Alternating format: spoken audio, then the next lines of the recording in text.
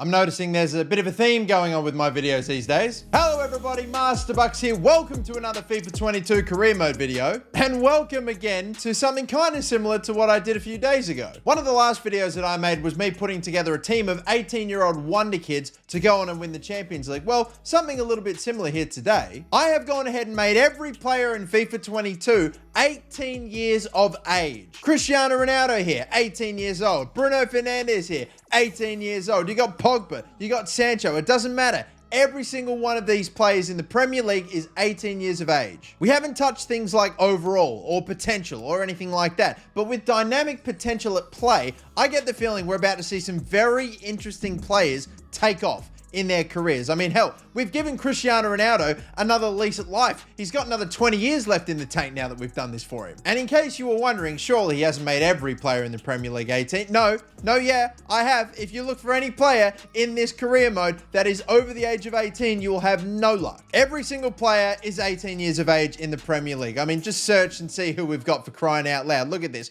You've got Adrian. Adrian is 18 years of age. Trent Alexander-Arnold's 18 years of age. You've got Alisson, who's 18 years of age. Everybody, as we scroll on down, is 18 years of age. I don't care who you are. And so today, ladies and gentlemen, what we're going to do is basically see what happens when you play around with the ages of all the players in FIFA 22. How does it affect things in the league? How does it affect things in terms of player growth and performance? Are there going to be any of these players that are just going to suddenly shoot up now? With everyone being the same age, I think it's going to be quite an intriguing time in the Premier League. I don't expect to see a major amount of change right at the beginning, but later on, a few seasons deep, we could see a bit of a madness. And so, I mean, you already know what the hell we're going to do. We're going to push on all the way through to the end of this first season. We're going to see what the results are in the Premier League. And honestly, I'm not expecting any big changes, and it might take a few goes at this for us to start saying, well, hold on a minute, this guy's like 20 overall higher than he should ever have any right to be. But hey, time will tell. Let's advance to the end of season 1. Well, okay then. After one season in the Premier League, we see again some familiar faces up toward the top. Liverpool, Man City, Spurs.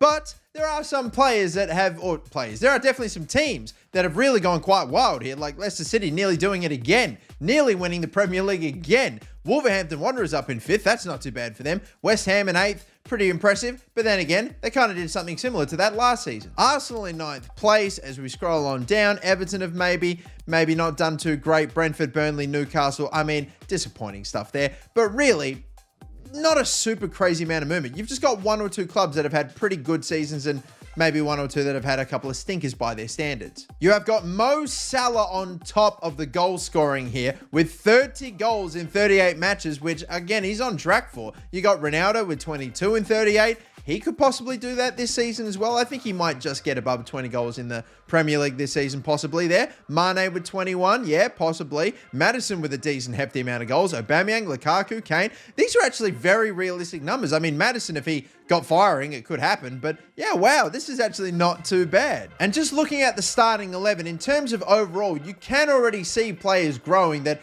otherwise would not have before. Like Ronaldo up to a 92 overall now, when he would have been probably 89, maybe even 88 at the end of season 1, just by virtue of being 36 years of age. But when everyone's 18, he's just going to keep on going. And that's what I'm talking about here with dynamic potential. Even though we haven't changed the potentials of any of these players, they're all probably just going to grow anyway. We could see a stupid amount of players up like almost into the high 90s. Like Sancho's gone up by +3. What else? Have there been any other massive growth? I guess Rashford, I mean, maybe up by 3. Yeah, Varane at +2. Well then, that's one season down at the very least anyway. We're going to push on forward. We're going to have a few teams now come up from the championship, and some of their players won't be 18 rated, of course. So I wonder if that's going to come into play in any sort of way. I don't know. This is the time now where we get to actually see how it's really going to affect career mode. Well, here we are, another season. You already know the drill. We're going to skip all the way to the end of it once more and see once again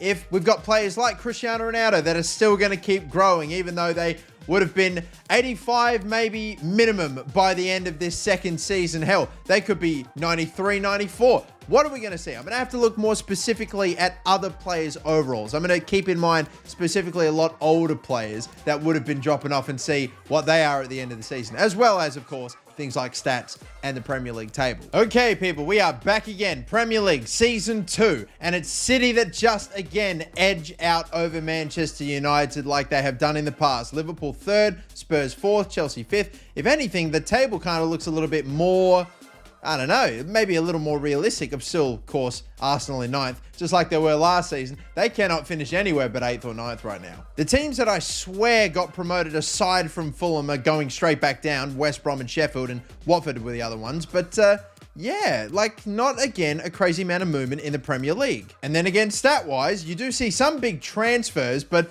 Harry Kane up top, Salah with 22, Jimenez going all the way to Man City and apparently putting up numbers is not too bad for him either. But ever since I changed the ages of everyone to 18, they'll all probably be about 19 or 20 now, I'm telling you, it's like we're getting more realistic stats now. It's like crazy. In terms of assists, you've got Salah, Vardy, Fernandes, and a handful of others. De Bruyne's up there. Maybe De Bruyne and Fernandes could have almost a little bit more. But like, again, these are realistic numbers, man. I've played with the ages, and it's done wonders for the realism. I don't particularly know how that works. I also don't know how this happened, but Cristiano Ronaldo ended up buggering off to Atletico Madrid. So God knows what happened there. I didn't sell him, and his contract didn't run out, and he definitely didn't have a buyout clause. So I have no idea. But you do still have guys like Jadon Sancho going up by +2. Fernandes is still going up, of course, and he probably will still keep going up. If we go 5 seasons deep, I expect to see guys like this at 99. I'm just saying. Rashford's at 90. My lord, Varane's nearly at a 90 as well. Hell, here's even like a little short list of some of the older players in the Premier League in real life that, of course, now we've all made the same age. Like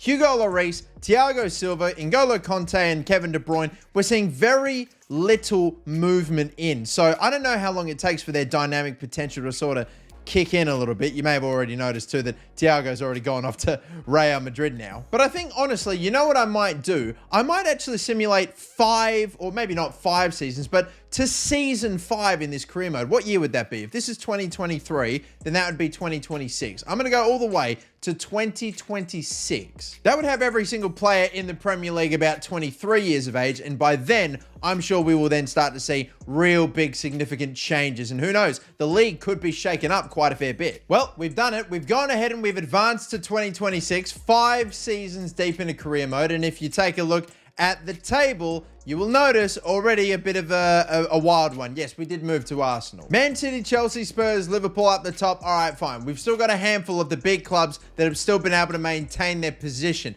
But you will see, only not just Arsenal has fallen. Wolves still in 5th or up and amongst it, with Leeds, Leicester, Brighton, and even Norwich have gone all the way up into 9th place. We're now starting to see we're starting to see it come to fruition here. Arsenal obviously being in 14th place is not ideal. Manchester United nearly getting relegated is crazy. And Stoke City, Fulham, and Southampton were the teams that actually went and got relegated. And again, we are going to see a big shakeup in the goal scorers. Kai Havertz is now the leading goal scorer out of nowhere, with Mane and Salah just behind him. Those two have been incredibly consistent. Dolberg and Osimhen, a couple of signings, of course, and with Cavani really taking over the striker position since Ronaldo left for whatever reason, he's now up the top for Manchester United, and a lot of other names that are pretty interesting. The one thing I was very surprised with was how some teams have just completely shaken up like stupidly. Like Salisu is the highest rated player now at Arsenal. What the hell happened there? And then you've got other players like, I don't know, Maximiano, I recognize him. A couple of regions now. Rob Holding's up to an 81. But what the hell happened to this Arsenal team that didn't happen to the other teams like Man City and Liverpool and all that lot? But looking at some of the bigger teams in the league, you see guys like Odegaard up to 88, my lord. And then some players that haven't really moved much, like N'Golo Conte. He was 90 rated at the beginning, of course, of career mode. He was, I think, 31 years of age, you know, but we made him 20 or 18 years of age. Now he's only 23, but his overall has not really moved that much. It does definitely look as though maybe the older players didn't really get much of a potential boost with dynamic potential after making them younger. Really, it looks like it's maintained itself, because look, even Salah is 89 rated, Van Dijk 89 rated, and Mane 89 rated, when you have to remember that they're only like, you know, 23 years of age. At those ratings, at that age, you should still expect to go up a bit. But dynamic potential doesn't look like it's done its job here. As a matter of fact, it's got me questioning, is it even a thing in the game. I think it is normally for what? The team that you're controlling, but not for the AI, which I guess sucks a little bit. Probably means we're not ever really going to see the maximum potential of some of these players that could have been reached. Edison at 91, of course, Diaz at 91. So, you know, some players have definitely still gone up regardless. Donny van de Beek has managed to go to Manchester City and get up to a 91 overall. That is beautiful. For the way I think any football fan, even some Manchester United fans, would have to admit, hey, you know what? That's a pretty damn good fuck you to Manchester United for basically wasting 2 years of his career. But okay then, there were some success stories with this little experiment of turning everyone 18 in the Premier League. I had no idea what would happen. I was hoping dynamic potential would come in and it would maybe just absolutely shake things up in the Premier League and we'd see some huge shakeups. We have seen some big teams drop off, but not really the giant ass crazy shakeup that I was expecting. Still very intriguing stuff nonetheless, but I think we can leave it here though, ladies and gentlemen. That's going to do it for me, people. Thank you all so much for watching. Don't forget to like and subscribe, and until the next time, I'll catch you later. My name is Master Bucks. See ya and bye-bye.